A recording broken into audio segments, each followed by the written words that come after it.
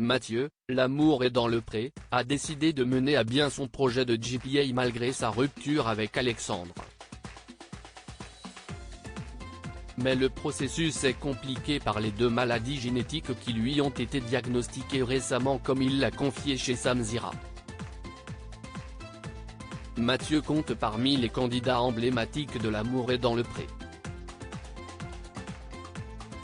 Sa rupture avec Alexandre à l'automne dernier avait beaucoup surpris les fans du couple. Interrogé par Samzira, l'agriculteur a fait des révélations sur les circonstances de cette séparation douloureuse. Mais même si les 2 hommes sont sur le point de divorcer, Mathieu avait assuré qu'il irait jusqu'au bout de son projet de bébé. J'organise ma vie professionnelle pour travailler à la maison.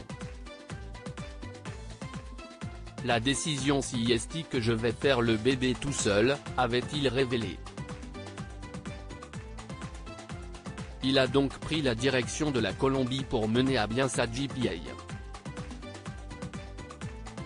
Ces 2 maladies ne sont pas graves mais pourraient avoir des conséquences pour son bébé, mais comme Mathieu le confiait en fin d'année, les démarches se sont avérées plus compliquées que prévu à cause de la pathologie rare dont il souffre, la maladie de CADASIL. La GPA, ascenseur émotionnel. Tous les jours ne sont pas de bons jours, annonçait-il à l'époque. À la faveur de tests, il a d'ailleurs découvert qu'il était porteur de 2 autres maladies génétiques. Il a précisé lors de son entretien avec Samzira, qu'elle n'était pas grave, mais qu'elle rallongeait encore le processus de sa GPA.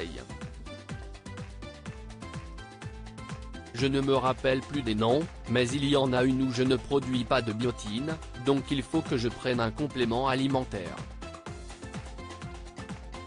Donc c'est pour ça que je fais de l'eczéma et que j'ai des sautes d'humeur.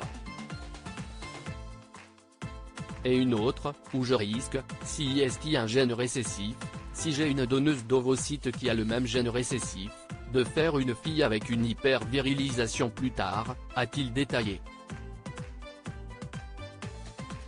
Avant de préciser, je risque de faire des filles avec de l'hirsutisme, des poussées de poils un peu partout. Mathieu devrait devenir papa en 2024 pour éviter tout risque que cette maladie ait des conséquences sur son enfant à venir. Mathieu doit donc trouver une donneuse d'ovocytes qui ne soit pas porteuse de cette pathologie.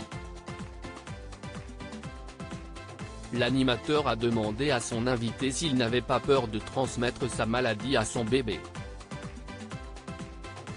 Comme on le sait, ils choisiront les embryons qui sont non porteurs, l'a rassuré Mathieu. Son projet d'enfant devrait aboutir en 2024.